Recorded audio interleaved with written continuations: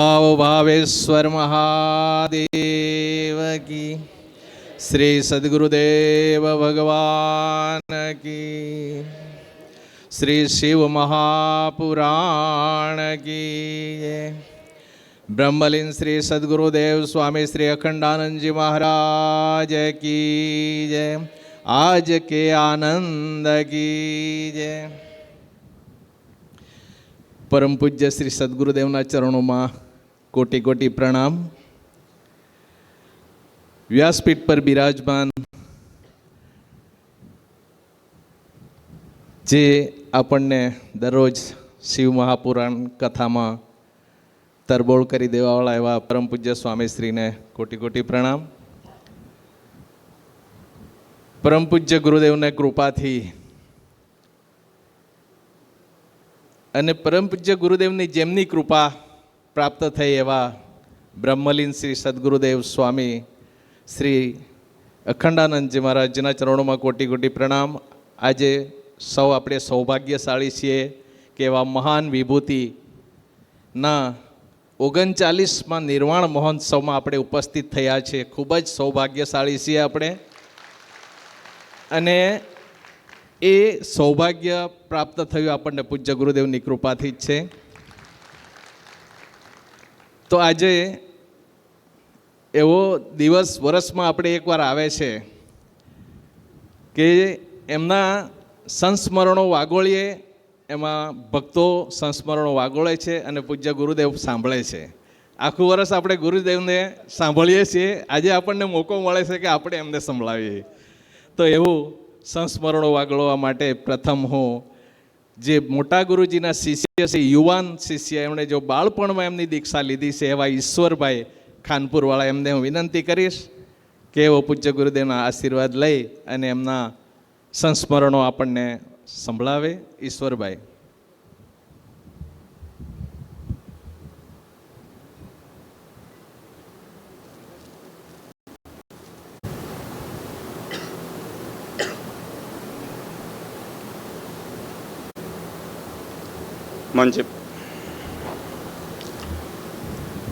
મંચ પર ઉપસ્થિત પ્રાતસ્મરણીય એવા સદગુરુદેવ સ્વામીના ચરણોમાં પ્રણામ। વ્યાસપીઠ પર બિરાજમાન કથાવાચક અને વ્યાસપીઠને મારા કોટી કોટી પ્રણામ। અને જેમની પુણ્યસ્મૃતિ આજે આપણે ઉજવી રહ્યા છીએ એવા શ્રી બ્રહ્મલીન શ્રી સદ્ગુરુદેવના ચરણોમાં કોટી કોટી પ્રણામ। અને અહીં ઉપસ્થિત આપણા સનાતન ધર્મ અવલંબી એવા ભાવિક ભક્તોને મારા કોટી કોટી પ્રણામ। આજે શ્રદ્ધાંજલિના સ્વરૂપમાં હું તમને જણાવી રહ્યો છું કે આજે તો શ્રદ્ધાંજલિ એટલે વીતેલો સમય, ગુરુજી સાથે વીતેલા દિવસો જે છે એમને વાગોળવાનો સમય। તો હું એ કહેવા માંગીશ કે અમે શરૂઆતમાં નાના હતા ત્યારે સાયકલ પર વલસાડ ગુરુજીના આશ્રમમાં જતા અને ત્યાં 1-2 દિવસ રોકાતા, ગુરુજીની સેવામાં, ત્યાં મંદિરની સેવા કરતા, ગુરુજીની સેવા કરતા અને ત્યાં જ ઊંઘી રહેતા। મહારાજજી સવારમાં ઉઠીને અમને ભજન ગાતા ગાતા સવારે 4 વાગે ઉઠાડતા, ભક્તો ઉઠો, હવે સવાર થઈ ગયું છે।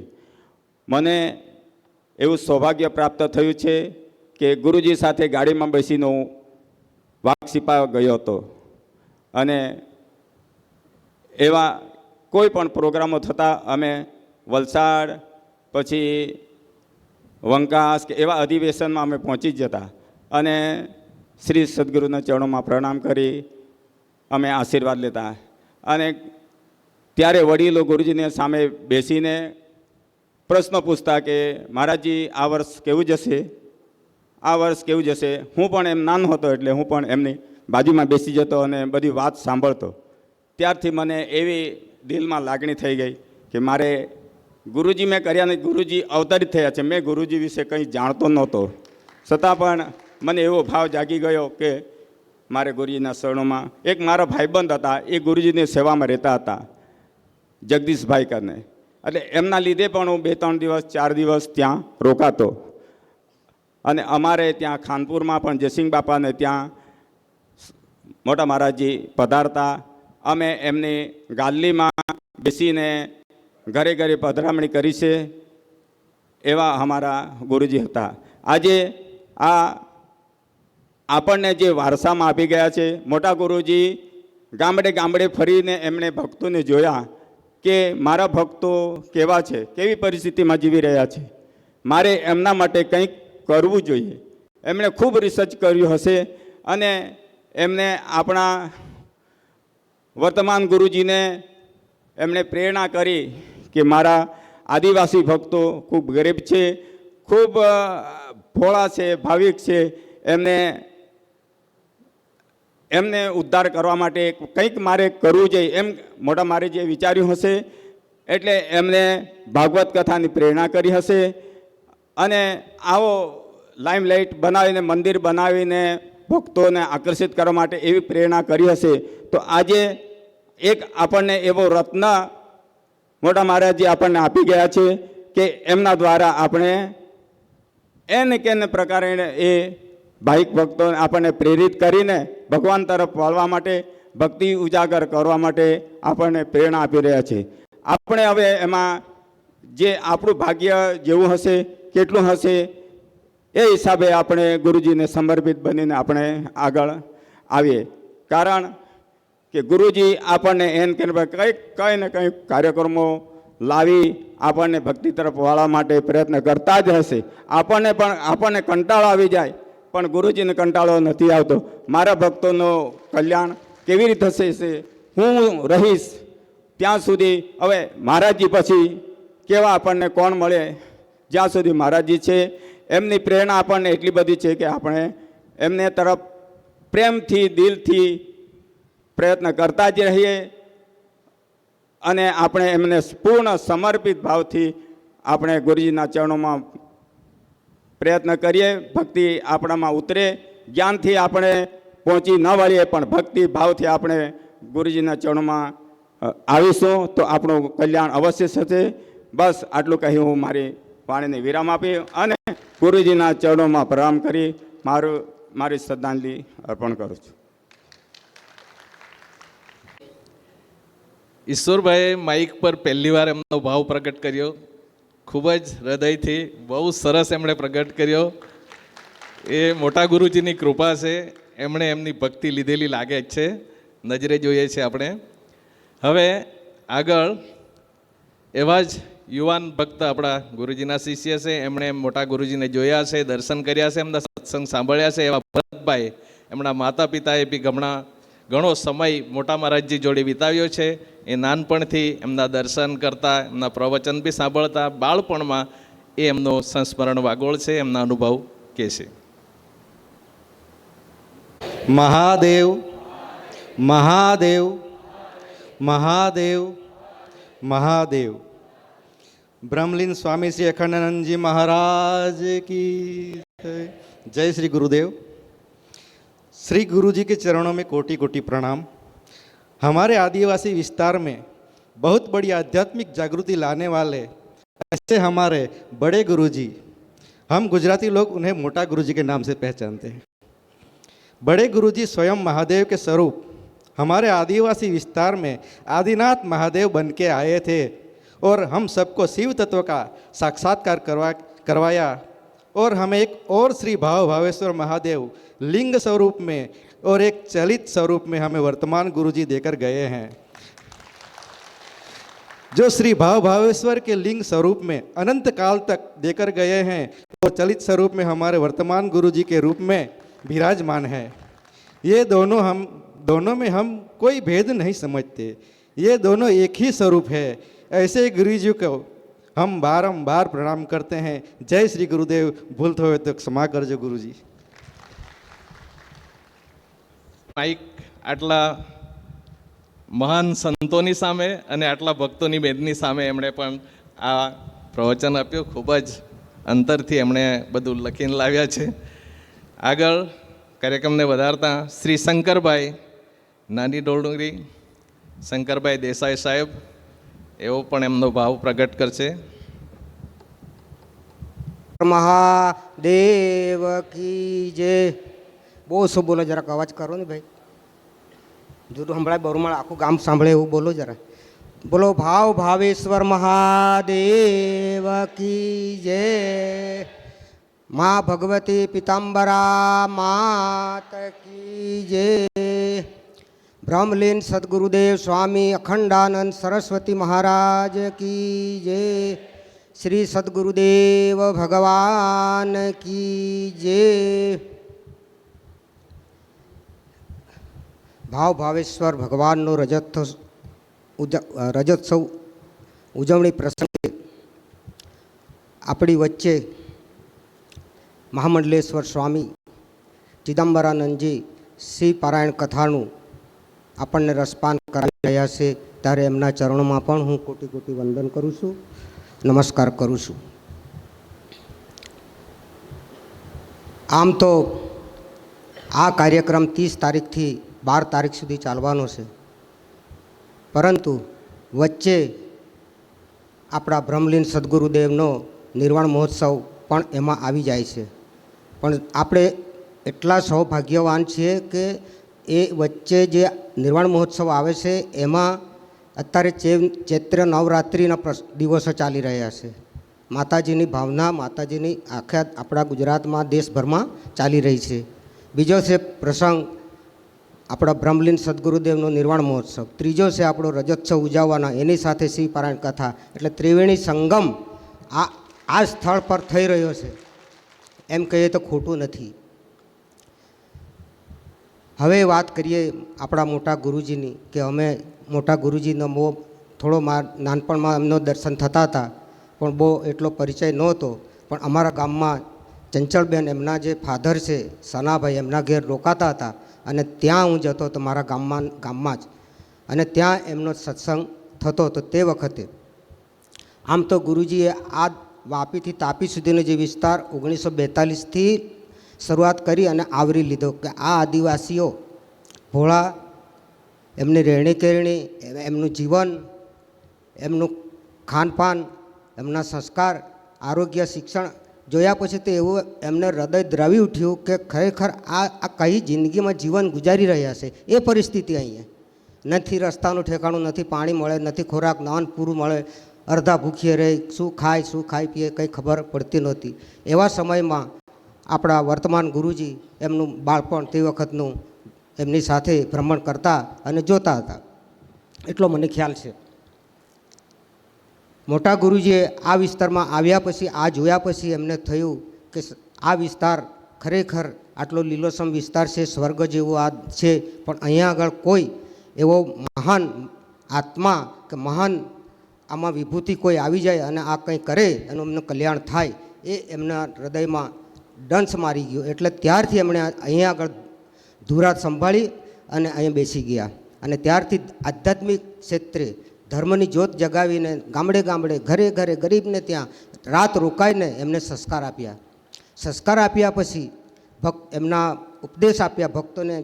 ઘણા મોટા આજુ ભક્તો છે અમારા, ઘણા ત્યારે બી હજારો ભક્તો એમના થયા, અને કેટલાક તો એમાં અત્યારે અહીંયા બેઠા છે, હયાત છે.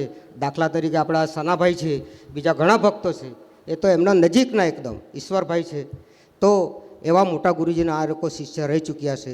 ખરેખર આ પ્રસંગે આજે નિર્વાણ પ્રસંગ દિવસ છે, પરંતુ જ્યારે મોટા ગુરુજી હરિદ્વારમાં કુંભમેળામાં જતા હતા અને વલસાડથી ટ્રેનમાં બેઠા અને કહ્યું કે હું પાછો આવવાનો નથી, મારું હવે અંતિમ દિવસ હરિદ્વારમાં અંતિમ વેલા ત્યાં થવાની છે.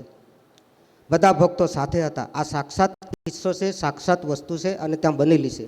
તો હરિદ્વારમાં જ્યારે મોટા ગુરુજીએ એમનો દેહ શાંત થયો, ત્યારે આપણા ગુરુજી એમની સાથે હતા. અમે તો અહોભાગ્ય કહેવાય કે અમે તે વખતે નાના એટલે જઈ ના શક્યા, પણ જે ગયા હશે એ તો ખરેખર અભિનંદનને પાત્ર છે. જતાં જતાં એમણે કહ્યું કે મારા આદિવાસીઓનો હાથ છોડશો નહીં, કોઈ દિવસ ના છોડશો. ત્યારથી વર્તમાન ગુરુજીએ પોતાને શું થયું અને શું નહીં, કૈલાસ મઠ છોડી અને આ વિસ્તારમાં અહીંયા આગળ આવી ગયા. અહીંયા આવી ગયા બરુમાળ ધામનું મટ્ટી એમને સુગંધ લી, અને મટ્ટીની સુગંધ એવી પ્રસરી કે આ જ ધામ, આ જ જગ્યા મહાદેવે અહીંયા બેસાડી દીધા. અને તે વખતે ખરેખર વર્તમાન ગુરુજી પતરાનો શેડ હતો અહીંયા. એક પહેલાં તો ઝૂંપડી બાંધ્યા પછી શેડ બાંધ્યો. શેડમાં એમણે બાળકોને શિક્ષાનું શરૂઆત કરી. નાના બાલિકાઓને અહીંયા રાખ્યા અને શિક્ષણ આપ્યું. ધીરે ધીરે પ્રગતિ થતી ગઈ. આદિવાસીઓ તે વખતનો ઉત્સાહ એટલે ગુરુજી એટલો બધો ઉત્સાહ કે એનો તો અત્યારે કંઈ કહેવાય નહીં એવો ઉત્સાહ, એટલો બધો ઉત્સાહ હતો એમ. એવા ભક્તો હતા. રાતે 1-2 વાગે બોલાવે તો ત્યાં ઢગલો થઈ જાય. અહીંયા જ જાતે ખાવાનું બનાવે, જાતે જ રહી. અઠવાડિયું 15 દિવસ સુધી અહીંયા રહેતા હતા.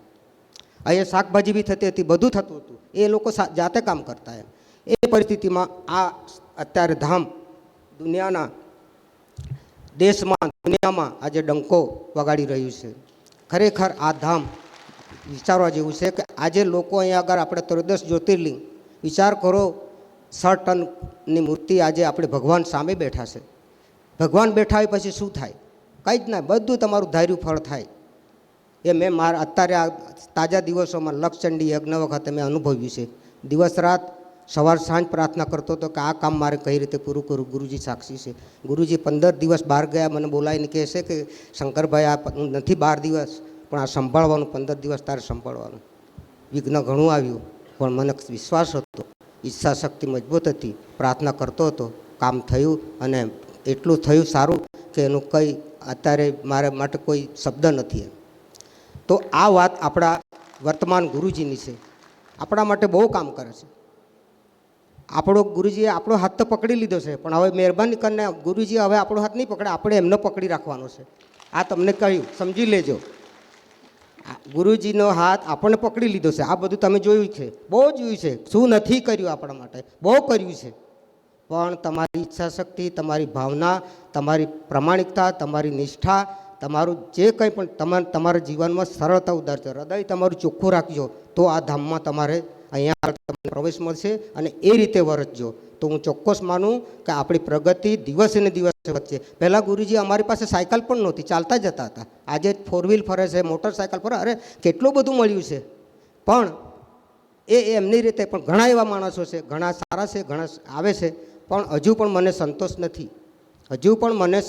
નથી. ગુરુજીનો ઠપકો અમને મળે છે. મહેરબાની કરીને અહીંયા આવજો. એક સામાન્ય દાખલો આપું. અહીંયા આવવાથી એક સામાન્ય દાખલો તમે વિચાર કરજો. 2 મિનિટ લઈશ ગુરુજી, વધારે નહીં લો. એક સામાન્ય દાખલો. એક કંપની હતી. એ કંપનીમાં એક મજૂર કામ કરતો હતો. બરફની ફેક્ટરી હતી એમાં. તો એ સવારે જ્યારે જાય ને ત્યારે હાજરી પૂરે ત્યાં છે લખે કે જય શ્રી કૃષ્ણ, એને કામ પર જાય. સાંજે પરત જાય ત્યારે પણ એ પાછો હાજરી પૂરે અને પાછું કહે છે કે જય શ્રી કૃષ્ણ. વસ્તુ શું થઈ? એવા વર્ષો વીતી ગયા. વર્ષો ચાલ્યા. પછી 5-10 વર્ષ થયા. એક દિવસ એવું થયું કે એ માણસ સવારે હાજરી પૂરી અને કંપનીના કામે લાગી ગયો કંપનીમાં. પછી એમણે સાંજ પડી, ટાઈમ થઈ ગયો, બધા જતા રહ્યા. પણ એમનું એવું કામ હતું કંઈ ખબર ના પડી. કોઈક મશીનરી કંઈ બગડી હોય, ગમે તે હોય, પણ બરફની કંપની હતી એટલે એમાં એને લોક થઈ ગયો. અને એ બરફમાં એ માણસ, એ જે મજૂર હતો ને, બરફમાં ગળા સુધી દટાઈ ગયો. ફક્ત એનું માથું દેખાય. હવે એને છેલ્લી ઘડી કે મારે હવે અહીં રહેવાશે નહીં. પહેલો માણસ બધા જતા રહ્યા પછી પેલો જે વોચમેન, જે હાજરી પૂરનાર જે ક્લાર્ક હતો ને, એમણે પૂછ્યું કે ચાલો પેલો દરરોજ જય શ્રી કૃષ્ણ કહે છે, એ અત્યારે સાંજે પરત નથી ગયો, કંઈક થયું હોવું જોઈએ. તો એમને વિચાર આવ્યો, સદબુદ્ધિ આવી, કંઈ ભગવાને આપી પ્રેરણા. એટલે એ પાસે શોધતો એ માણસને ગયો. તો એ બરફમાં ત્યાં દટાઈ ગયેલો. અને પછી એનું ખાલી વાળ દેખાય, માથું દેખાય, કંઈ નથી. ગભરાયો, તાળું તોડી નાખ્યું, બરફ એ કરીને બહાર કાઢ્યો. એમને ગરમી આપી, બરફ ઓગાળી નાખ્યો. પછી એને થોડો શ્વાસ ચાલતો હતો તો દવાખાને લઈ ગયા અને એને બેઠો કર્યો. કહેવાનો મતલબ એટલો છે કે સવાર સાંજ માણસ જય શ્રી કૃષ્ણ કહે છે. સવારે જાય ત્યારે જય શ્રી કૃષ્ણ, સાંજે પરત જાય ત્યારે પણ જય શ્રી કૃષ્ણ કહે. હવે વિચાર કરો તમે, આપણું તો એ સદગુરુ ધામ, સવારે આવો, બેસો, જય શ્રી કૃષ્ણ કહીને જાઓ, તમને કેટલો લાભ મળે? કશું ના કરતો. ભાવેશ્વર ભગવાનના દર્શન કરો. ઘેર બેઠી ગંગા છે. તો આપણે આટલું જ કરીએ ને તો પણ આપણે ઉદ્ધાર થઈ જાય. પેલો માણસ બચી ગયો, આપણે તો એનાથી પણ અહીં નજીક છે, તો આપણે બચી જઈએ. અને સદગુરુદેવને એટલા આશીર્વાદ છે કે તમે ના કહો એટલા ઓછા છે. અત્યારે તો મારી પાસે શબ્દો ઓછા છે. ઘણું લખીને લાવ્યો છું પણ વાંચતો નથી, મોઢે બોલું છું. પણ તારે મારે રાતે મારા ધર્મપત્ની કહે છે કે આ બધું શું કરે છે? મેં કહું કંઈ નથી કરતો, આ મારે કાલે બોલવાનું એવું લાગે છે મને, કદાચ બોલવાનો વારો આવે તો બોલી જઈશ. પણ આજે મોડે જ બોલું છું. પણ એટલી જ તમને બધાને હું કહું છું, બધા ભક્તોને ખરેખર યાદ રાખજો કે આવા ગુરુજી આપણને ભવિષ્યમાં નહીં મળે. એ પણ તમે લખી રાખજો. તમને યજ્ઞમાં બેસવાનો અધિકાર આપ્યો, તમને પિતાંબર પહેરવાનો અધિકાર આપ્યો, જ્યારે કર્મકાંડ થાય ત્યારે તમને જનોઈ પહેરાવે છે. આ બધા ભૂદેવો આપણને જનોઈ પહેરાવે છે, બરાબર છે. કોઈ પણ તમને રોકી નથી શકતું. તમને ગુરુજીને મળવું છે ને અમને ગુરુજી પાસે એટલું પણ કહે છે કે આ દીકરા દીકરી કહે છે, બેટા આય, આ શબ્દ તમને તમારા દીકરાને કહો છો કે દીકરા અહીંયા આવ, આપણે નથી કહેતા. એ નામ દઈને બોલાલા અહીંયા આય એવું કહીએ. ગુરુજી અમને દીકરા દીકરી કહીને બોલાવે છે. એનાથી હવે તમે સમજી શકો કે આપણે ક્યાં છીએ એમ. આપણા માટે ગુરુજી શું નથી આપી શક્યા. એટલે વધારે સમય હું નહીં લઉં, ઘણું કહેવાનું છે. ગુરુજીના ચરણોમાં હું કોટી કોટી વંદન કરું છું. ખરેખર હું આજનો આ મોટા મહારાજનો શ્રદ્ધાંજલિ હું મારા અંતઃકરણપૂર્વક અર્પિત કરું છું. અને હું ગુરુજીના ચરણોમાં વંદન કરી અને હું મારા વ્યક્તિત્વ પૂરું કરું છું. સર્વે ભવંતુ ના સુખનેહી, સર્વે સંતુ નિરામયા, સર્વે ભદ્રાણી પશ્યંતુ, મા કશ્ચિત દુઃખ ભાગવત. ઓમ શાંતિ શાંતિ શાંતિ. ધન્ય. બહુ મસ્ત કરી કે ગુરુજીએ બધાના હાથ પકડી લીધા છે, છૂટવા ન દેતા.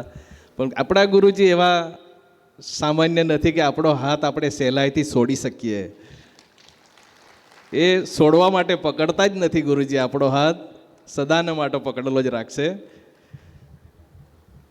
હવે આગળનો કાર્યક્રમ વધારતા શ્રી ખંડુભાઈ બેઠા છે. એવો આવા જ મહાન સંતોની કૃપાથી અને પ્રેરણાથી ગામડે ગામડે શ્રીમદ ભાગવત કથા વાંચે છે અને સરળ દેશી ભાષામાં આ બધા જ ભક્તોને આની સમજણ આપે છે અને ખૂબ જ સરસ એવો સનાતન ધર્મનો પ્રચાર કરે છે અમારા ખંડુભાઈ. એવોને પણ હું સમયની મર્યાદામાં રહીને એમનો ભાવ પ્રગટ કરે એવી વિનંતી કરીશ.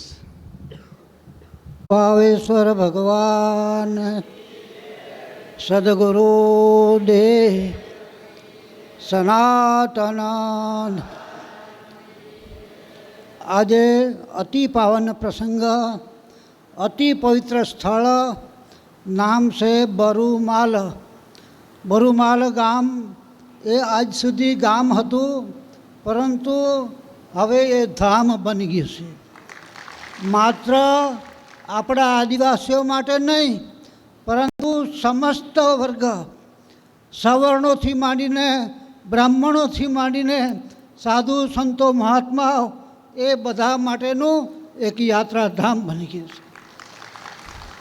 આપણે જોયું છે અહીંયા આગળ કેટલા મોટા મોટા મહાન સંતો, મહાન વિદ્વાનો આવીને એમનું જ્ઞાન પીરસી ગયા.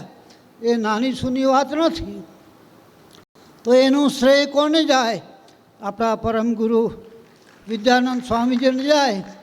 પરંતુ એનું બીજ વાવનાર, એનું જે વૃક્ષ છે, એ વૃક્ષ તો કોઈ બીજું છે.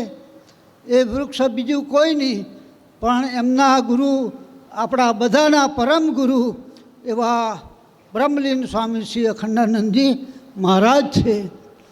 જેમના વૃક્ષમાંથી ઉગેલું બી આજે એક મોટું મહાન વૃક્ષ બની ચાલ્યું છે.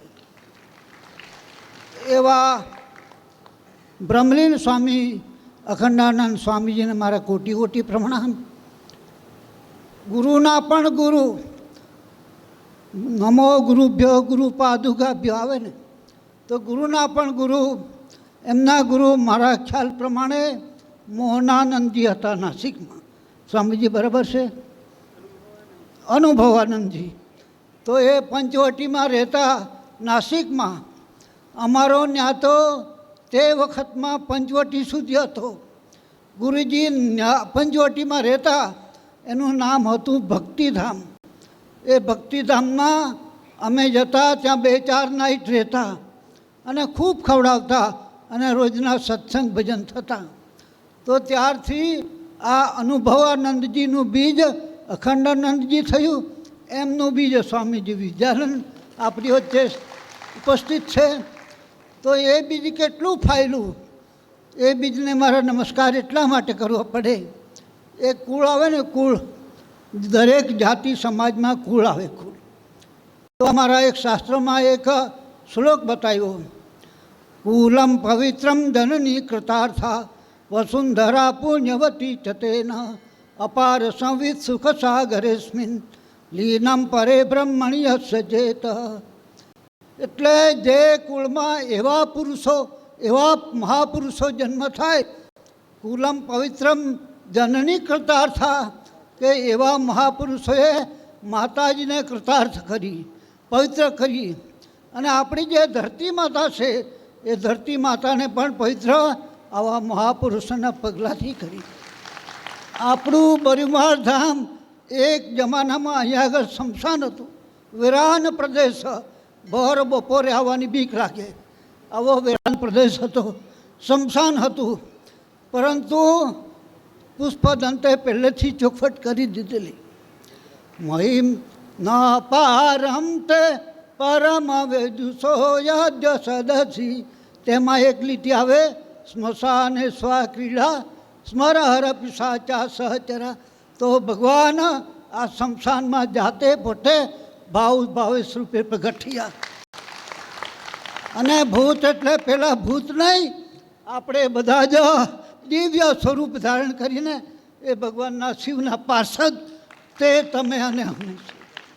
આપણે કોઈ બીજા તો એવા કુળમાં પવિત્ર કુળને કરનારા ગુરુદેવને, એમના ગુરુદેવને પ્રણામ. વિશેષ કંઈ કહેતો નથી, સમયની મારી પાસે પાબંદી છે. પરંતુ આવા મહાપુરુષો આપણને મળવા ઘણા દુર્લભ છે.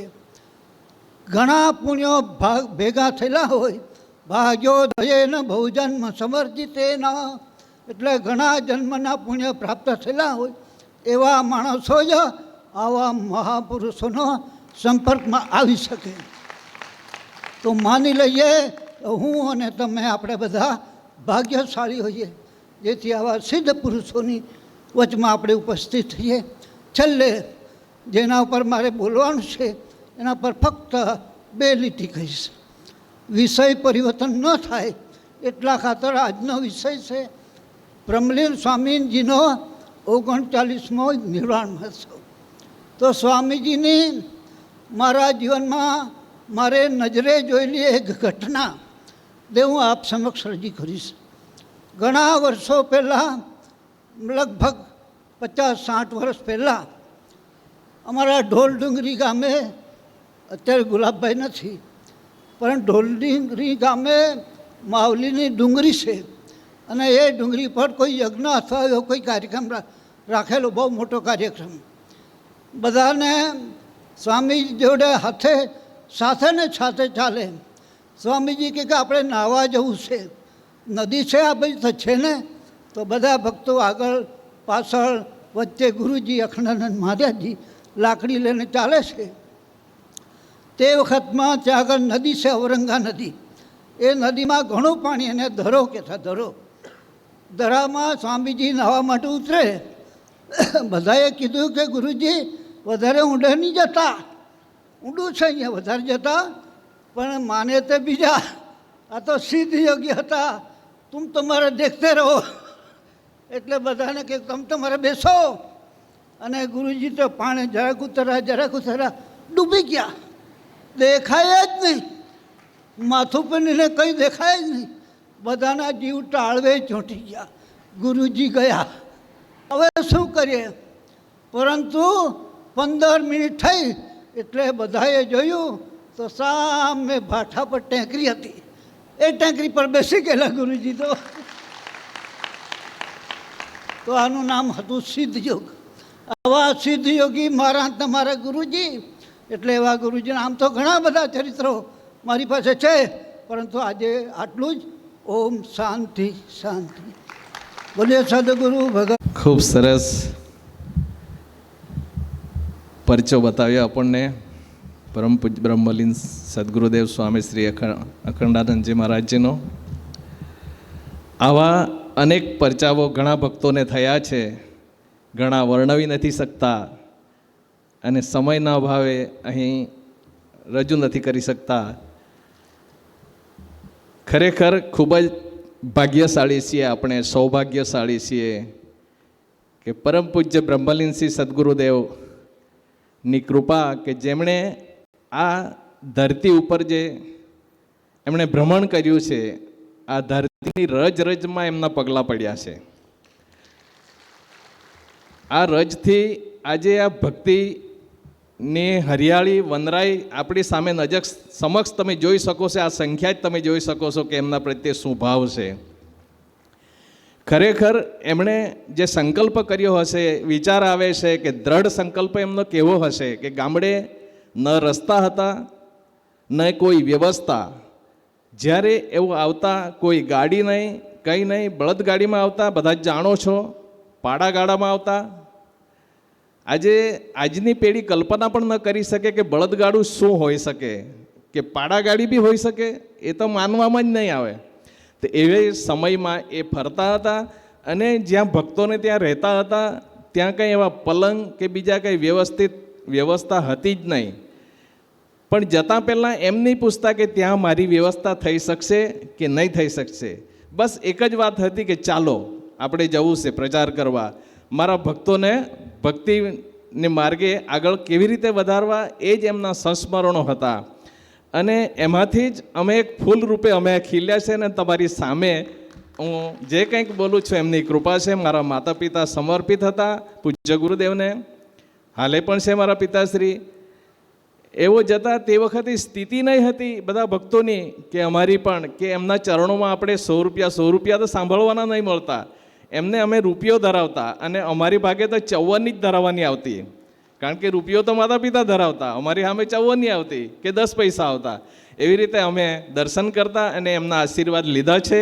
આ જ આશીર્વાદથી અમે ખૂબ જ ભાગ્યશાળી માનીએ કે અમને એક સમર્થ સદગુરુની પ્રાપ્તિ અમને થઈ છે. બહુ જ ગર્વ અનુભવીએ છીએ અમે. અને એમણે જે અમને ભેટ આપી છે, આવી ભેટ કોઈ વ્યક્તિ અમને આપી નહીં શકે. ખરેખર એવા મહાપુરુષના ચરણોમાં કોટી કોટી વંદન. અને સતત અમને જે ભક્તિમાં પ્રવૃત્ત રાખ્યા એવા ગુરુદેવ. જે વખતે મોટા ગુરુજીનું શરીર અસ્વસ્થ થયું અને એમના પગમાં જે ગેંગ્રીન થયો અને કાપવામાં આવ્યો, ત્યારે ખરેખર ત્યારે સ્વાભાવિક છે કે ભક્તોને ઘણું દુઃખ થાય કે એ સ્વામીજી કેવી રીતે આવશે હવે આપણે ગામડે, કેવી રીતે અહીંયા પ્રચાર કરશે.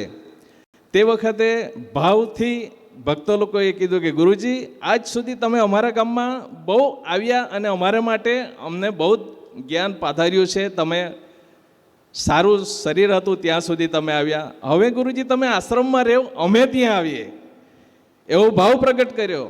તે વખતે એકદમ ગુરુજી કોપાયમાન થયા અને શિષ્યોને ખીજવાયા, એને એકદમ દંડ ઉગાર્યો કે તમે શું સમજો છો, હું મારું શરીર એકદમ એ થઈ ગયું છે, હું અસ્વસ્થ છું, જ્યાં સુધી મારા શરીરમાં પ્રાણ રહેશે ત્યાં સુધી હું તમારા ઘરે આવીને બેસીશ. હવે ફરી આ શબ્દો મારા સામે તમે ઉદ્ગારશો નહીં અને આવું કોઈ ભાવ લાવશો નહીં. સતત આપણું જે કાર્ય છે એ તો શરીર છે, શરીર તો ચાલતા રહેશે, પણ આવું કંઈ થશે નહીં. અને એ જે સમયે જે ભક્તોએ દાંટ ખાધી હશે એ તો કલ્પના કરવી રહી, એ જ મૂળ સ્વરૂપ અને મૂર્તિમાન સ્વરૂપ પૂજ્ય ગુરુદેવ છે. એમની દાંટ અમે ખાતાના અનુભવ કર્યા છે, એવા જ કદાચ એમનાથી જ શીખ્યું હશે ગુરુજીએ. તો એ બી કોઈ વાર અમને પ્રસાદી આપે છે અને અનુભવ કરીએ છીએ. તો ખરેખર અને અમને આ જે સદગુરુદેવ પ્રાપ્તિ થઈ, આજે ભાગ્યશાળી છે ગુજરાતમાં, વલસાડ જિલ્લામાં, ધરમપુર તાલુકામાં આ બરુમાળ સદગુરુધામ, કે એમની મોટા ગુરુજીની પરંપરાથી કે એમના જ આશીર્વાદ અને એમના વચનો દ્વારા પાલન કરવામાં એમણે જે આગળ ધપાવ્યું છે, એમણે એક જ ચિંતન પૂજ્ય ગુરુદેવે કર્યું છે કે મારા આદિવાસી ભક્તો કેવી રીતે આગળ વધે, કેવી રીતે એમાં પગભર થાય અને કેવી રીતે સતત ચિંતન કરતા રહે છે. અને પ્રથમ શરૂઆત એમણે પાર્થિવેશ્વર શિવલિંગ બનાવડાવી અમને અમારા આદિવાસીઓથી બનાવડાવે, પૂજા કરાવે. અને જ્યારે એવું પ્રવચન કરતા ત્યારે એક શબ્દ બોલતા કે તમે કરોડપતિ થઈ ગયા. ખરેખર અમે અનુભવ કરતા કે અમે કરોડપતિ અત્યારે પણ છીએ. તો આ શબ્દ હજુ બી અમારા શબ્દો કાનમાં ગુંજે છે અને એવા વર્ષોથી 1.25 કરોડ દર વર્ષે બનાવતા આજે એની ફલશ્રુતિ અમારા ભગવાન ભાવેશ્વરના સાક્ષાત્કાર અમને થયો છે. અહીંયા અમારા વડીલો જે વખતે મોટા ગુરુજીને લાવતા ત્યારે ખૂબ જ તકલીફ વેઠતા. અરે તે વડીલો અત્યારે નથી રહ્યા, પણ જ્યારે અહીંથી જે ભક્તો જાય છે અમારે સૌરાષ્ટ્રમાં બીજે અન્ય સ્થળે તીર્થયાત્રા કરવા માટે, ત્યારે એક અમારા ગામના વડીલ હતા કલ્યાણજી કાકા, અહીંના ટ્રસ્ટી પણ રહી ચૂક્યા છે. પૂજ્ય ગુરુદેવને એક વાક્ય બોલેલા કે ગુરુજી અહીંથી અમારા ભક્તો કે અહીંયા બીજે દેશમાં બીજા વિસ્તારમાં જાય છે, તો હું એવું ઈચ્છું કે ત્યાંના ભક્તો અહીંયા આવીને દર્શન કરે, એ મારી ઈચ્છા છે. તો આજે એ સાક્ષાત અહીંયા અમે અનુભવ કરી રહ્યા છે. અને અમારો આદિવાસી સમાજ જન્મો જન્મ સુધી બ્રહ્મલીન શ્રી સદગુરુદેવના ઋણી છીએ, ઋણી રહેશું. એનું ઋણ ચૂકવવા અમે સમર્થ નથી. પૂજ્ય ગુરુદેવના પણ અમે ઋણી છીએ. અને વર્ષો પર્યંત આ ભાવેશ્વર અહીં સ્થાપિત કર્યા. એમના લાઇટ હાઉસ અમારા આદિવાસી સમાજ માટે ઊભું કર્યું. એમની પ્રેરણા, એમના આશીર્વાદ, એમના દર્શનથી અમે કૃતાર્થ થતા રહીશું. અમારી પેઢીને પેઢી કૃતાર્થ થતી રહેશે એવા. અને એક જ અમે પ્રાર્થના ભગવાન ભાવેશ્વરને કરીશું કે અમારા ગુરુદેવને સ્વસ્થ રાખે, દીર્ઘાયુ બનાવે. એ પ્રાર્થના અને સતત અમારી વચ્ચે હસતા રહે, હસતા રમતા રહે. ગુરુજી ખુશ, અમે ખુશ. ગુરુજી જ્યારે એમનું સ્વાસ્થ્ય સારું નહીં રહે, અમારા મિત્ર સુરેશભાઈ કાયમ કહે કે જ્યારે ગુરુજી ખુશમાં રહે આપણામાં એનર્જી આવી જાય છે, અમારામાં પાવર ભરેલો રહે છે. ખરેખર અમે અનુભવ કરીએ છીએ. ઘણા ભક્તો આવા અનુભવ કરે છે, બધા જ અહીં એ પ્રગટ નથી કરી શકતા. તો આવી રીતે અમારા ગુરુજીને બહુ જ પ્રેમ કરીએ છીએ. અમારા હૃદય સમ્રાટ છે, સદા હૃદયમાં અમારા બિરાજમાન રહે ગુરુદેવ અને રહેશે જ, કારણ કે એ તો કોઈ અમારામાં કમી કરી શકે જ નહીં. ભગવાન ભાવેશ્વર એમનું સ્વાસ્થ્ય સારું આપે અને લાંબા સમય સુધી અમને એમનું જ્ઞાન અને ભક્તિમાં આગળ વધારતા રહે એવી ભગવાનની પ્રાર્થના સાથે જય શ્રી ગુરુદેવ, જય શ્રી ભાવેશ્વર. હવે આપણે ઘણા સંતોને સાંભળવાના છે, ખરા આશીર્વાદ એમના લેવાના છે. તો એમનો કાર્યક્રમ આગળ વધારવા પૂજ્ય ગુરુદેવને પ્રાર્થના કરીશ. સત્યમ ગુરુમ શંકર રૂપિણમ યમાશ્રિતો હિ વક્રોપી ચંદ્ર સર્વત્ર વંદ્યતે. ભગવાન શ્રી ભાવેશ્વર મહાદેવ કી, સદગુરુદેવ की.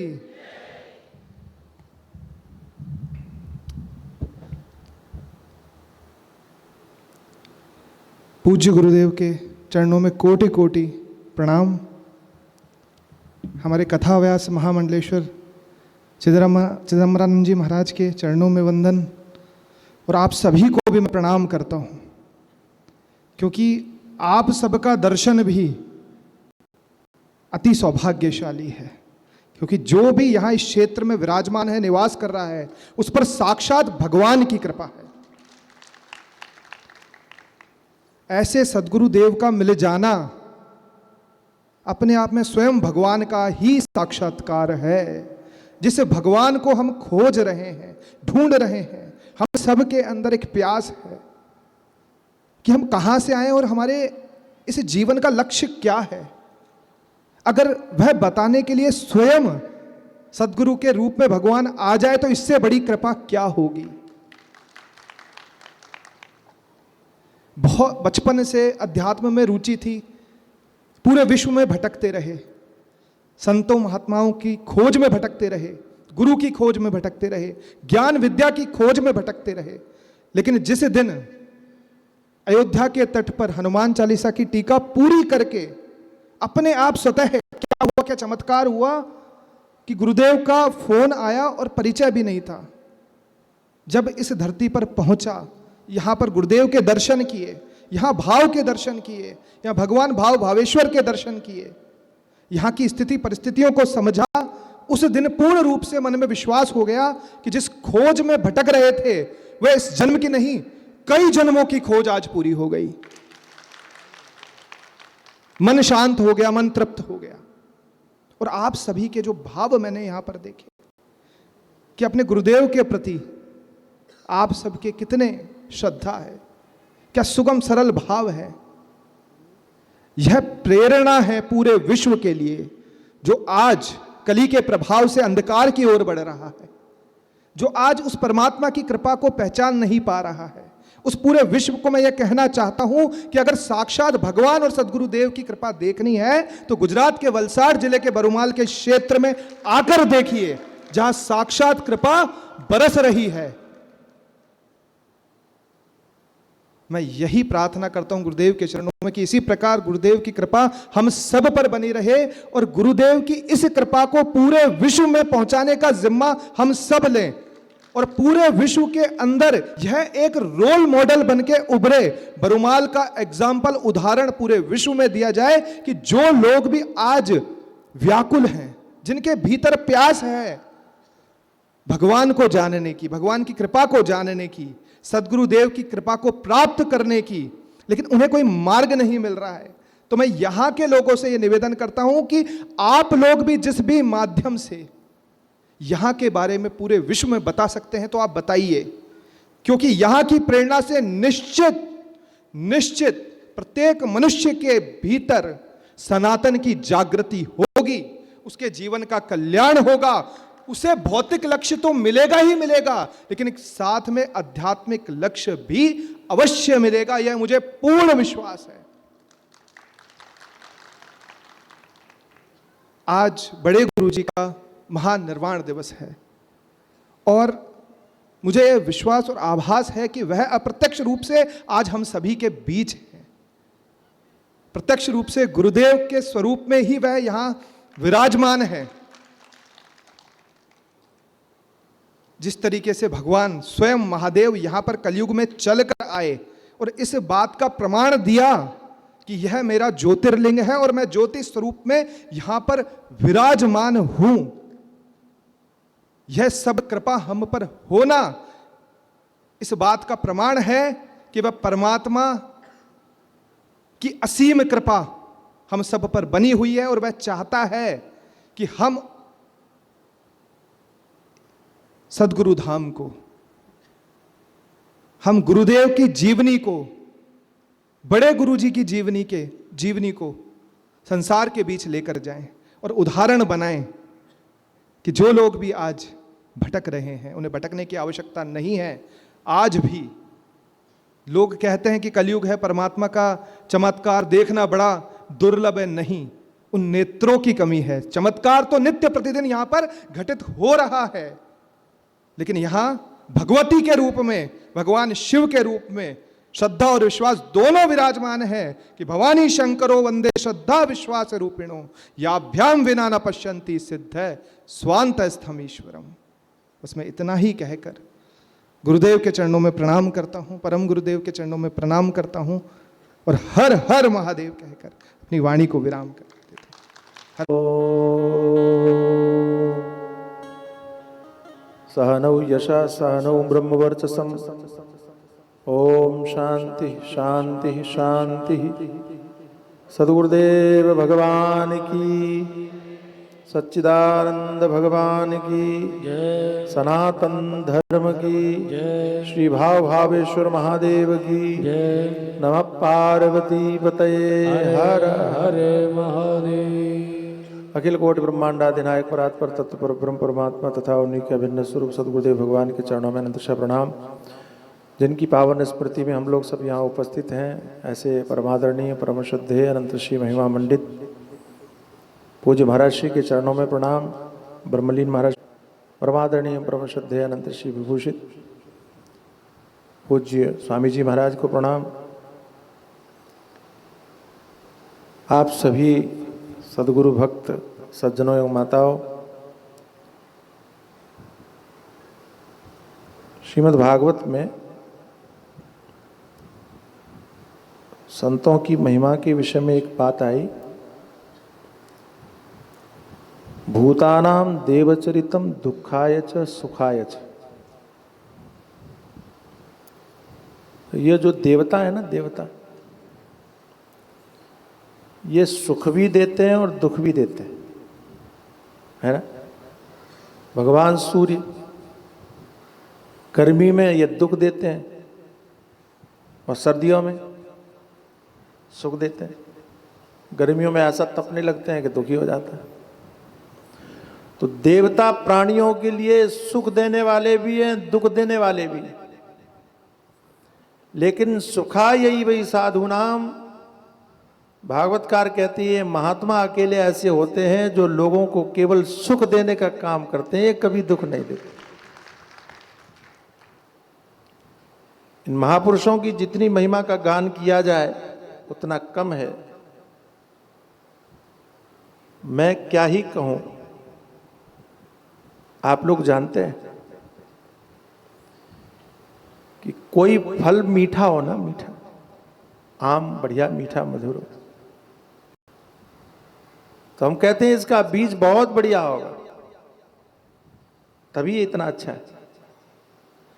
ये सच है कि मैंने पूज्यपाद महर्षि का दर्शन नहीं किया, लेकिन उनके फल के रूप में स्वामी जी को देखने के बाद में मैं कह सकता हूं कि उनके जैसा गुरु भी कोई नहीं होगा। फल की परिणति ही बता रही है कि गुरु कैसा होगा। और गुरुदेव के प्रति हम लोगों की श्रद्धा भावना बहुत अच्छी है। कैसी होनी चाहिए ये श्रुति कहती है, श्रुति भगवती।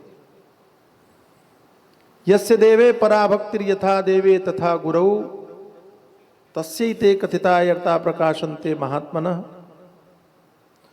जैसे आपके अंदर में भावना गुरुदेव को भगवान के प्रति, यस्य देवे परा भक्ति, जैसे भगवान में आपकी भक्ति है वैसे ही आपकी भक्ति गुरु में होना चाहिए।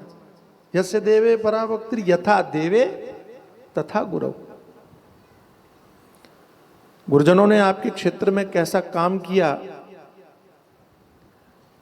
हमारे भैया कह रहे थे मॉडल। मैं तो बहुत दिनों से इस बात को कह रहा हूं, कथा के मंच से भी आपसे निवेदन किया था, मैं आज फिर दोहरा देता हूं। और मैं बिल्कुल निष्कपट भाव से कह रहा हूं, स्वामी जी को सामने देख करके नहीं, पीछे भी बोलता हूं कि भारत के हर जिले को, हर तालुका को स्वामी विद्यानंद जी जैसा संत मिल जाए तो ये भारत की तस्वीर बदल जाए। गांव गांव में जाकर के किस तरह से धर्म का प्रचार किया जाता है। कहने वाले बहुत मिलते हैं, बोलने वाले बहुत मिलते हैं, बताने वाले बहुत मिलते हैं, करने वाले हमको तो यही दिख रहे हैं महाराज। मैं सच कह रहा हूं, जिन्होंने करके दिखाया। और मैं विश्वास पूर्वक कहता हूं कि अगर कोई 60-70 वर्ष पूर्व इस क्षेत्र में आया होगा तो देखा होगा कि आदिवासी क्षेत्र में किसी को हिंदी बोलना भी नहीं आती होगी, लेकिन आज इन संतों की महिमा से, इनके प्रबल प्रताप से हिंदी तो छोड़ो, आप लोग संस्कृत बोलने लग गए हैं। इससे बड़ी बात और क्या हो सकती। माइक पकड़ने में बड़े बड़े लोगों की हालत खराब होती, और आप आदिवासी क्षेत्र के लोग माइक पकड़ करके इतना बढ़िया बढ़िया बोल करके जा रहे हैं। मुझे क्षमा करना, लेकिन दूसरे क्षेत्रों के लिए आप ईर्ष्या के पात्र हो सकते हैं कि आप कितने भाग्यशाली हैं कि आपको इतने अच्छे संत मिले जिन्होंने आपको बोलना सिखा दिया। अरे सुनना सिखाना ही बड़ा कठिन है, बोलना सिखाना तो बहुत बड़ा कठिन। आप कल्पना कीजिए कि जिनको हिंदी भी नहीं आती होगी उनको इन लोगों ने संस्कृत सिखाने में कितना परिश्रम किया होगा, कितना योगदान दिया होगा, कितना अपने आप को खपाया होगा, तब जाकर के आप तैयार हुए। ये आपका बहुत बड़ा सौभाग्य है। और मैं ऐसा मानता हूं कि कभी कभी युग समाप्ति पर कि राक्षसों के बढ़ने पर भगवान का अवतार होता है। यदा यदा हि धर्मस्य ग्लानिर्भवति भारत अभ्युत्थानम धर्मस्य तदात्मानं सृजाम्यहम्। ये भगवान की वाणी है। लेकिन मैंने ये भी अनुभव किया है कि राक्षसों के बढ़ने पर तो भगवान आते ही होंगे, लेकिन बरवाल जैसे स्थान पर आदिवासियों का मार्गदर्शन करना हो तो भगवान स्वामी विद्यानंद जी महाराज और अखंडानंद जी महाराज के रूप में आते हैं। इन संतों के रूप में भी वो परमात्मा ही मार्गदर्शन करने के लिए आता है। और मैं आपको सच कहता हूं कि आप अपने आप को योग्य बना लो। आपको गुरु ढूंढने की जरूरत नहीं है, गुरु आपको ढूंढ लेगा, खोज लेगा। जैसे अखंडानंद जी महाराज ने आपको ढूंढ लिया कि स्वामी जी महाराज ने आपको खोज लिया, खोज करके सनातन धर्म से जोड़ने का काम किया। स्वामी जी कल कह रहे थे कि ये माइक ये ऐसा ही है कि ये बीमारी छोड़ता नहीं, जो जिसको मिल जाए वो। और 2.5 घंटा बोलने के बाद में मेरा बोलना कम नहीं हो रहा है ना। ये बीमारी ऐसी है, लेकिन अच्छा लगता है। और स्वामी जी कई बार हमको ये भी लगता है कि माइक पकड़ने की हम लोगों की बीमारी नहीं, इन लोगों की बीमारियां ठीक की। अगर हम लोगों को बोलने का शौक नहीं होता तो फिर आप लोगों को कथा कौन सुनाता। तो बहुत अच्छा लगा, आप यहाँ आकर के ही धन्यता का अनुभव होता है, इसमें तो कोई संशय नहीं है। आप लोगों की भक्ति भावना प्रेम बहुत अच्छा है। आप जिस तरह से गुरुदेव के प्रति समर्पित होकर के कार्य करते हैं, हमें कुछ नया कहने की जरूरत नहीं है, केवल सावधान करने की आवश्यकता है। गुरुदेव की आज्ञा आंख बंद करके मानते रहिए और ज़्यादा विचार करने की जरूरत नहीं है।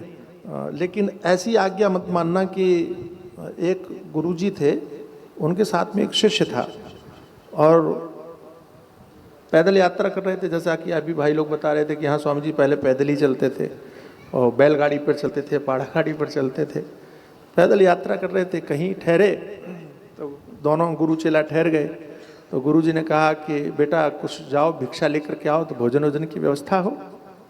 तो शिष्य कहता है कि महाराज मैं तो नया साधु हूँ, मुझे तो भीख मांगना ही नहीं आता। आप पुराने महात्मा हैं, आप अनुभवी हैं।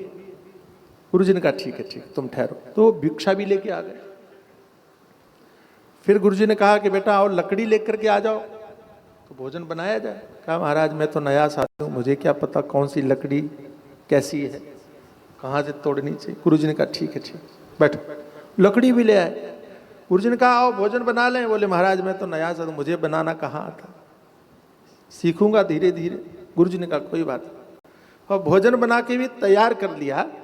जब तैयार हो गया, गुरुजी ने कहा आओ भोजन कर लें, तो आ गया तुरंत खाने के लिए। तो गुरुजी ने कहा कि तुम भोजन के लिए तो बड़ी जल्दी आ गए। तो कहता क्या है, बोले गुरुजी की हर आज्ञा टालनी भी नहीं चाहिए। वो आज्ञा टाल दी, वो आज्ञा, ये आज्ञा नहीं टालनी चाहिए। तो हम लोग ऐसे आज्ञाकारी न बने। लेकिन आप तो बहुत श्रद्धा से समर्पित होकर के कार्य कर रहे हैं। पूज्य महाराज जी के इस निर्वाण महोत्सव में, निर्वाण महोत्सव क्या, आप इतना समझ लो कि जो सन्यासी है ना, सन्यासी वो तो उसी दिन शरीर छोड़ देते हैं जिस दिन उन्होंने सन्यास लिया होता है। हमारी दृष्टि में उन्होंने 39 साल पहले शरीर छोड़ा, लेकिन सच्चाई यह है कि जिस समय पर उन्होंने सन्यास ग्रहण किया था उन्होंने शरीर उसी समय छोड़ दिया था। जितने दिन आपके बीच में रहे वो ब्रह्म भाव से रहे और आज भी वो ब्रह्म भाव से यहाँ पर वर्तमान है, इसमें संशय नहीं करना चाहिए। और हमारे यहाँ तो शुद्धि आत्मा वही पुत्र है। जैसे पिता जो है पुत्र के रूप में जीवित रहता है और पुत्र के रूप में वो सदैव अमर रहता है, वंश परंपरा हम इसी को कहते हैं। ऐसे ही हमारे यहाँ शिष्य जो है वो गुरु के रूप में ही प्रतिष्ठित होता है। तो स्वामी जी कहीं गए नहीं। अब आप कहो कि भाव के रूप में होंगे, आत्मा के रूप में होंगे, ये बात भी बढ़िया है, लेकिन सत्य यह है कि वो किसी और रूप में नहीं, स्वामी विद्यानंद जी महाराज के रूप में यहाँ विराजमान है। दोनों एक ही हैं। उन्हीं भाव से इनकी सेवा, इनकी आज्ञा का पालन आप करते ही हैं, करते रहेंगे। इसी भाव से मैं पूज्य महाराज जी के चरणों में अपनी वाक पुष्पांजलि समर्पित करके वाणी को विराम देता हूँ। हरिओम। महादेव महादेव महादेव महादेव महादेव। બધા જ ભક્તોએ ભાવપૂર્ણ ભાવાંજલિ ગુરુદેવ માટે શાબ્દિક એટલે કે શબ્દોથી સમર્પિત કરી. ખંડુભાઈએ પણ બહુ જ સુંદર ગુરુદેવ માટે પોતાની ભાવાભિવ્યક્તિ આપી અને શંકરભાઈ તો કમાલી કરી દિયા. आज पहली बार मैं भी सांभळ्યું कि शंकर ने बोलता आवड़े छे.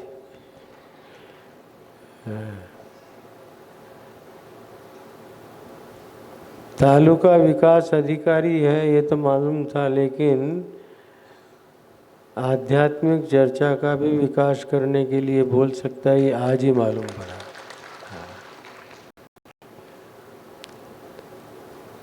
તમે બધા જ બહુ સારા છો.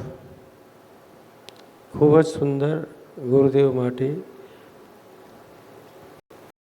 તમારી લાગણી, તમારી ભાવનાને પ્રદર્શિત કરી.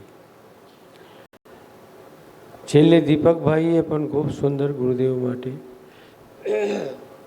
પોતાની ભાવ અભિવ્યક્તિ કરી. પણ એ બે વ્યક્તિઓ એવા છે, એક મારા બાજુમાં અહીંયા જ બેસેલા છે વિનાયક શર્મા, જેમને ગુરુદેવના દર્શન નથી કર્યા. એમની લાગણી અને ભાવના મારા પ્રત્યે બેહદ છે, બેહદ.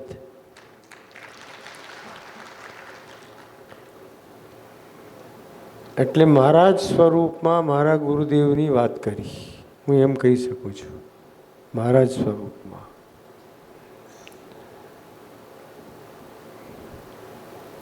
સ્વામીજી મહારાજ પોતે વિદ્વાન છે, વક્તા છે.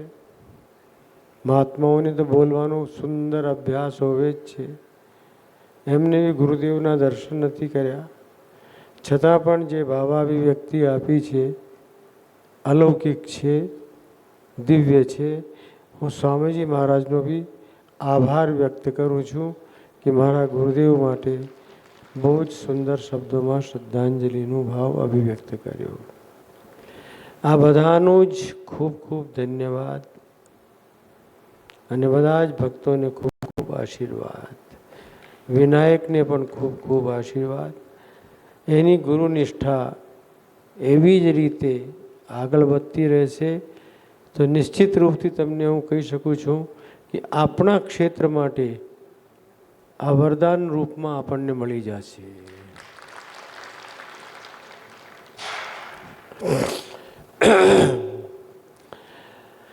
अब मैं अपने गुरुजी के लिए कुछ बोलूं? तो मेरे पास तो बोलने के लिए मेथी पाक है, जो मैंने खूब खाया है और उनका खूब लाड प्यार मैंने प्राप्त किया है, खूब प्राप्त किया है. जिस दिन से घर छोड़ के आया था उस समय मेरी आयुष्य 13 वर्ष और 2 महीने की थी. बहुत छोटा था. कल्पना कीजिए इतना छोटा बच्चा गुरु के आश्रय में आ जाए और सर्वस्व उन्हीं को मानने लगता हो, तो फिर गुरु उसे कितना चाहेंगे, कितना प्रेम करेंगे. तो मुझे बचपन से ही उनसे बहुत प्यार था, बहुत लगाव था. मैं क्या कहूँ तुम्हें, रात को मैं चरण दबाता न तो दबाते दबाते उनके चरणों पे ही सो जाता था. छोटा ही था न, चरण दबा रहा था, दबाते दबाते नींद आ गई तो वहीं सो गया. वो उठ जाते, तेरे को नींद आ रही, चल सो जा. चटाई दी थी स्वामी जी, कोई गादला वादला नहीं. उनके ही कमरे में एक साइड में मेरी चटाई होती थी और उसी चटाई के ऊपर वो मुझे सोने के लिए कहते, सो जाओ, और मैं भी सो जाता था. बच्चों, मेरे मन में कभी ये भाव नहीं आया कि ये पर्यंक पर सो रहे हैं, खाटले पे सो रहे हैं और गद्दों के ऊपर सो रहे हैं और मुझे चटाई के ऊपर सुला रहे हैं. और कभी भी मुझे तकिया नहीं दिया कि तू तकिया लगा के सोना. मेरा तकिया यही होता था, ऐसे ही सोता था. और अगर 3 बजे में न उठूं तो पानी का घड़ा भर के लाते और हर हर महादेव शंभो काशी विश्वनाथ गंगे अभिषेक हो जाता. तो उठ के भागता फिर मैं. संस्कार देखिए उस समय से 3 बजे उठने के हो गए. और फिर गोदावरी में स्नान करने को भेजते. कपालेश्वर महादेव का अभिषेक करके मैं अपने आश्रम में आता कैलाश मठ में. वहाँ समाधि मंदिर में स्वामी हृदयानंद जी महाराज का लाया हुआ स्फटिक का शिवलिंग जो कैलाश मानसरोवर से वो लाए थे, स्थापित था, इसीलिए उस आश्रम का नाम उन्होंने कैलाश मठ रखा था. मैं उसका अभिषेक किया करता था और फिर गुरुदेव के पास में पहुंचता था. नीचे से गर्म पानी लेकर के जाता था, उनको स्नान की व्यवस्था करके देता था, वो स्नान कर लेते थे। उसके बाद में मुझे आज्ञा देते, जाओ सड़क के ऊपर लघु सिद्धांत कौमुदी की 15 सूत्र याद करके सुनाओ, यहाँ नहीं बैठो। तो सामने ही सड़क है, पेट रोड, तुमने सबने देखा है। उस पेट रोड के ऊपर लाइटें जो जलती रहती थी, उस समय तो 40 का बल्ब जलता था। कोई वो नहीं थी, क्या बोलते हैं इनको, हेलोजन लाइटें नहीं हुआ करती थी, वो 40 का बल्ब जलता था, लेकिन उसमें भी प्रकाश अच्छा होता था। मैं जाकर के वहाँ कोई अणची का स्थान अणचाद संगीता विषय कोई अणची घूमता रहूं और व्याकरण के सूत्र याद करता रहूं। सामने एक भैया की होटल थी, उसको मेरे ऊपर दया आ जाती। वो कहते हैं ब्रह्मचारी इधर आओ, चलो थोड़ी चाय पी लो। मैंने कहा मार खिलवाओगे? बोला कौन कहेगा, मैं कहने नहीं जाऊंगा और तुम चुपचाप पी लो। मैंने कहा मैं तो चुपचाप पी लूँगा, लेकिन उनको पता लग जाएगा कि मैंने कुछ गड़बड़ किया है। इसलिए भैया जी आप ऐसी दया मेरे ऊपर मत कीजिए कि मेरे को मार खाना पड़े। और गुरु जी मारते तो बहुत प्यार से थे, बहुत अच्छी तरह से।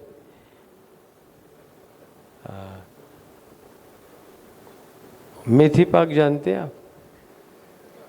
नहीं जानते? कभी खाया? खाना चाहते हैं?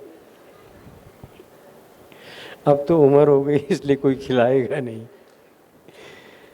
मेथी पाक की व्याख्या हमारे गुरुदेव करते थे, लात घूसा कमर मध्य चटकनम मुख भंजनम चरण दासी शीश मध्य बार बार धड़ाधड़म इति मेथी पाकः।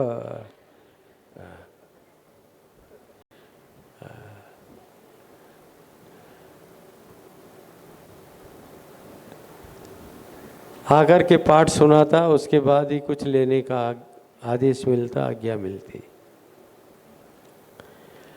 15 दिन में एक बार गुरुदेव आते वलसाड़ से। जितना मैंने लघु सिद्धांत कौमुदी और तर्क संग्रह याद किया होता था, वो आके परीक्षा लेते थे, सुनते थे। अब की दफ़ा जब आए तो हम जरा अकड़ के बैठे थे। नमो नारायण किया, प्रणाम किया, सब। चलो पाठ सुनाओ। नहीं याद हुआ। क्या? क्यों नहीं याद किया? हमको नहीं पढ़ना है। हाँ, हमने जवाब दिया हमको नहीं पढ़ना है। क्यों नहीं पढ़ना है? तो मेरे मुंह से निकल गया हमको कमांडर बनना है, हमको मिलिट्री में कमांडर बनना है। बोला अच्छा, तो चश्मा ऐसे किया और मेरे को ऐसे देखा, कमांडर बनोगे? अच्छा चलो मैं बना देता हूँ। पहले तो ये बताओ कि कमांडरी का भूत आया कहाँ से? अब जिसने वो भूत भरा था, मैंने उसका नाम लेना उचित नहीं समझा उस समय। बोलो बताते हो या नहीं? मैं चुप रहा। कमांडर बनोगे ना? अच्छा लो बनो। अपना जूता उठा के लाए और दे दनादन इतना मारा मेरे को उस दिन, उससे भी संतोष नहीं हुआ। और फिर रस्सी लेके आए, फिर उस रस्सी से मुझे पीटा। स्वामी जी मेरे पूरे शरीर के अंदर रस्सी के निशान बन गए। और मैं उस दिन रोया, खूब रोया। और घर छोड़ने का दुख उसी दिन पहली बार हुआ। माँ की याद उसी दिन आई मुझे कि मैं क्यों छोड़ के आ गया इनके पास में। लेकिन उनको दया नहीं आई, उन्होंने खूब मारा मेरे को। फिर ले जाके मेरे को एक कमरे में बंद कर दिया। मैं अंदर रोता ही रहा। अब देखिए दृश्य बदलता है। 1 घंटे के बाद में दरवाजा खुलने की आवाज। मैं घबरा गया कि और मारेंगे, लेकिन उस समय स्वरूप अलग था। आए, मेरे पास बैठ गए। तू क्या सोचता है मैं तेरा दुश्मन हूं? तुमको मार के क्या मुझे सुख मिला है? क्यों तुमने ऐसा किया? और प्यार से मेरे माथे पर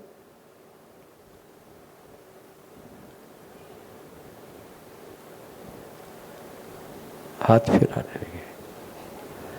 फिर हाथ को देखा तो बहुत निशान लगे हुए थे, चोटें लगी थी, बहुत दर्द भी हो रहा था, वेदना हो रही थी।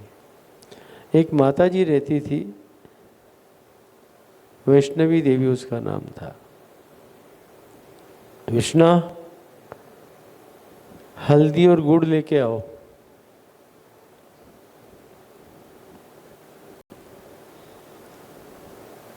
स्वामी जी हल्दी और गुड़ अपने हाथों से मेरे शरीर में खुद लगाया। तुमने कुछ खाया नहीं है।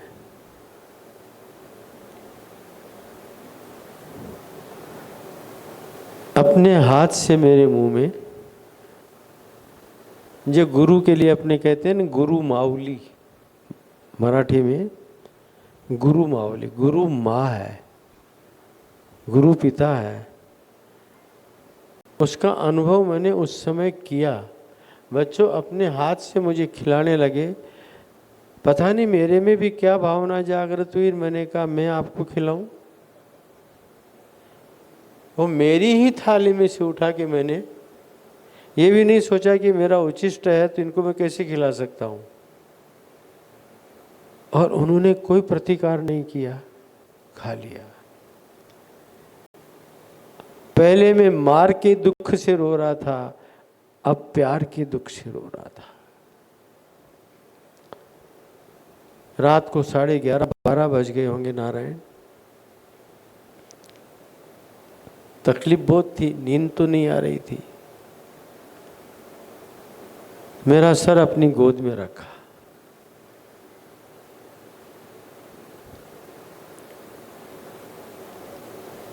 अच्छा अब तो बता दे तेरे को किसने कमांडरी का भूत डाला था?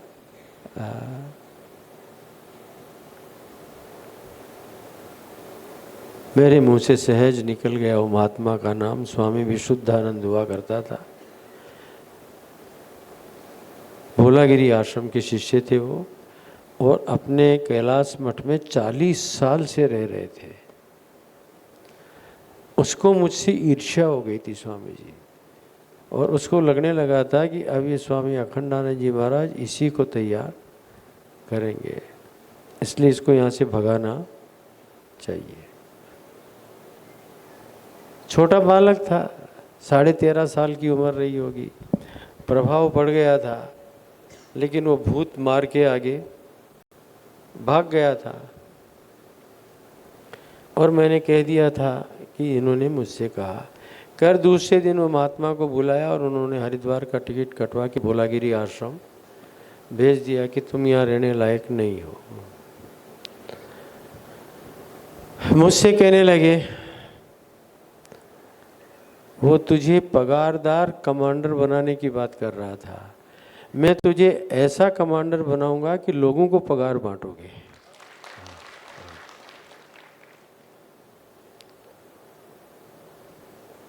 और उसके बाद उनके चरणों को छोड़ के जाने का कभी मन हुआ ही नहीं। फिर भी मार तो मिलती रही। समय समय पर हम ऐसा उपद्रव करते थे कि मेथी पाक का प्रयोग हो जाता था, लेकिन उस मात्रा में नहीं हुआ। फिर वो दीर्घ मात्रा उसी दिन लगी थी।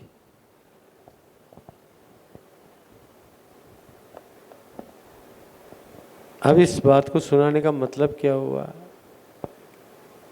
अभी बोले ना आप लोग, मुंह से भी कोई डांट भी पड़ती है तो हम खा लेते हैं।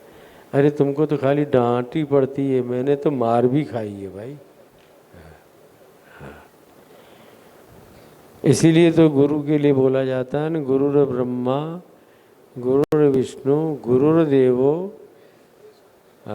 गुरु ब्रह्मा भी है, गुरु विष्णु भी है, और शिष्य गड़बड़ करे तो गुरु महेश्वर भी है। वो फिर तमोगुण के देवता भी हो जाते हैं। किंतु फिर भी अब तो मेरा स्वभाव इतना बदल गया है, इतना बदल गया है, तुमको मेरा रौद्र रूप तो अब देखने को मिलता ही नहीं होगा। बिल्कुल सरलता से बताओ। इन सब के पीछे बेटाओ एक ही भाव है, गुरु कृपा ही केवलम।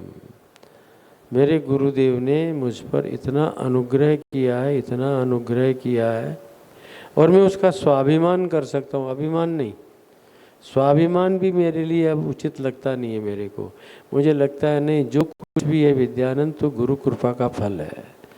तुम केवल और केवल उनका फल हो, जैसे भी हो, और उसमें मुझे आनंद मिलता है। बच्चों, तुम्हें भी ऐसा ही बनना है। गुरुदेव जो भी आज्ञा दें, स्वामी जी महाराज ने जैसे कहा, आंख बंद करके और मान लेना चाहिए। गुरु नाम आज्ञा अविचारणीय, गुरुओं की आज्ञा अविचारणीय होती है। शिष्य बन के रहना, चेला मत बनना। क्या बन के रहना? शिष्य। शिष्य में और चेला में अंतर होता है। शिष्य उसको कहते हैं, शासितुम योग्य है शिष्य है, जिसके ऊपर हम शासन कर सकें उसका नाम शिष्य है, और जो हमारे शासन को स्वीकार कर ले उसका नाम शिष्य होता है। और चेला किसको बोलते हैं? तो हाट का गुरु, बाट का चेला, दिन को मुंडा रात को अकेला। घर में हुई खटपट, चलो बाबा जी के मठ पर। चेले ने दिया चोटी, गुरुजी ने दिया रोटी। गुरुजी ने बताया काम, चेला बोला गुरुजी हम तो रमते राम। वहाँ गुरु आज्ञा कोई महत्व नहीं रखती है। तुम ऐसे चेला मत बनना, शिष्य ही बन के रहना, तो तुम्हारा निश्चित रूप से कल्याण होगा। मैं तुमको दावे के साथ कहता हूँ, जो भी सदगुरु धाम बरूमाल के अंदर आके बैठ गया, जो भी भाव भावेश्वर का अनुग्रह का पात्र बन गया, जो भी स्वामी विद्यानंद सरस्वती का आश्रय लेके आ गया, उसको नरक में तो नहीं ही जाना पड़ेगा। विद्यानंद से ये शरीर को मत मान लेना। विद्या ब्रह्म विद्या, उस ब्रह्म विद्या का आनंद जिसने अनुभव कर लिया, उस व्यक्ति को संसार से मुक्ति से कोई रोक ही नहीं सकता है। उसकी मुक्ति निश्चित रूप से हो जाएगी। इसलिए बच्चों, इन तीन बातों को याद रखना और हमेशा एक ही वाक्य बोला करना, गुरु चरण शरण कर मनुजा, गुरु चरण शरण कर मनुजा, गुरु चरण शरण कर मनुजा। बोलो, मनुजा नाना तीरथ हर रंग तू फिरत, नाना तीरथ नाना तीरथ हर रंग तू फिरत, नाना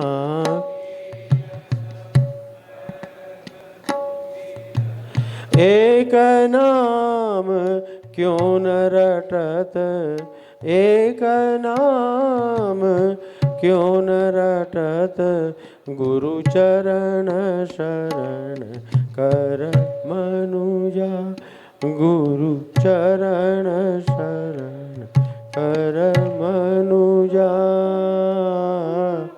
मनुजा मनुजा, गुरु चरण शरण कर मनुजा, गुरु चरण शरण कर मनुजा। नाना तीरथ हर रंग तू फिरत। बहुत तीर्थ यात्रा कर लिए। हमारे यहाँ तीर्थ यात्रा को तो अधमोधमा कहा गया है। तीर्थ यात्रास्तु अधमोधमा।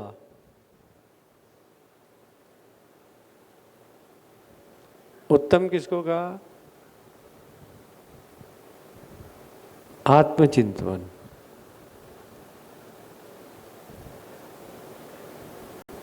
मध्यम कहा ईश्वर पूजा, और तीर्थ यात्रा को कहा अधमा अधमा, रगड़ते रहो, जमीन मापते रहो। मेरे गुरुजी बड़ी विनोद किया करते थे हमारे साथ में। मैं कभी कहता महाराज जी चलें अपने रामेश्वरम, अच्छा तो अब आप यात्रा करेंगे, ऐसा बोल, बड़ा व्यंग्य करके बोलते और बड़ा हंसाते। अच्छा नारायण तो आप ऐसा करना, अब यहाँ से त्र्यंबकेश्वर की ओर प्रस्थान करो, फिर वहाँ से भीमाशंकर चले जाना, फिर वहाँ से पूना पहुँच जाना, फिर पूना से तुम रामेश्वरम की ट्रेन पकड़ लेना और रामेश्वरम की यात्रा कर लेना। अच्छा ये बताओ, ये यात्रा करके क्या पाओगे, क्या पाना चाहते हो? अगर ये रखड़ने से जो तुमको मिलने की संभावना हो रही हो, मैं बैठे बैठे ही दे दूं तो? और स्वामी जी करते थे।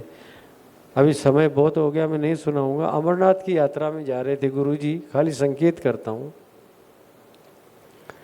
बलसाड़ से पत्र लिखा कि मैं अमरनाथ जा रहा हूँ। मेरे मन में हो गया कि मुझे क्यों नहीं ले जा रहे। मैंने पत्र भी दिया और बड़ा दुखी भी हुआ। उस पत्र का उन्होंने जवाब दिया, स्वामी जी वो पत्र वर्षों तक संभाल के रखा था मैंने, तुम क्यों ऐसी बात करते हो? यात्रा के लिए हम जा रहे हैं, भक्तों को लेके जा रहे हैं। अरे तुम्हें अमरनाथ का दर्शन करना है ना, मैं तुम्हें वहीं अमरनाथ का दर्शन कराऊंगा। सिद्ध कोटि की महापुरुष थे, तुम सब जानते ही हो। और मुझे वहाँ कैलाश मठ में ही, हमारे समाधि मंदिर में ही उन्होंने अमरनाथ की यात्रा का दर्शन साक्षात्कार करवाया। परिणाम ये हुआ कि मैं आज तक अमरनाथ गया ही नहीं, आज तक नहीं गया, क्योंकि मैं तो उसी समय दर्शन कर चुका था और अनुभव किया था इस बात का गुरु कृपा से। तो गुरु तो जो चाहे वो करके दिखा सकते हैं बेटा, केवल तुम्हारी दृष्टि और तुम्हारा भाव होना चाहिए। तो ऐसे मेरे गुरुदेव जिन्होंने मुझ पर बहुत बड़ा अनुग्रह किया, एक ही शब्द बोलेंगे, एक ही वाक्य बोलेंगे, न हमने कुछ हंस के सीखा है, बोलो, न कुछ हमने रो के सीखा है, जो कुछ भी हमने सीखा है गुरु चरणों के होके सीखा है। बस ये मंत्र याद रखना। बस इसी के साथ में भक्तों को, यजमानों को आमंत्रित करता हूँ, वो शिवपुराण की आरती कर लें और अपने आदिवासी भक्तों में से 2-4 भक्तों का नाम ले लो और उनको बोलो गुरुदेव की आरती करेंगे।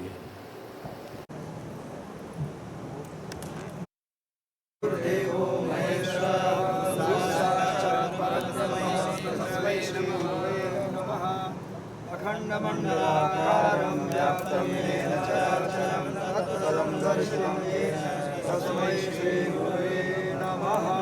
ब्रह्मानन्दं परमसुखदं केवलं ज्ञानमूर्तिं दन्दातीतं तमस्यादिलक्ष्यम् एकं नित्यं विमलमचलं सर्वदेकाचिरूपं भावातीतं गुणहितं सद्गुरुं तं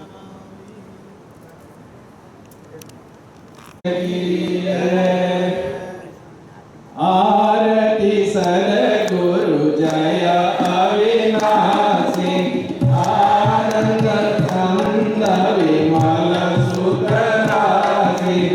आरती सद्गुरु जय अविनाशी, आनंद कंद विमल सुखराशी।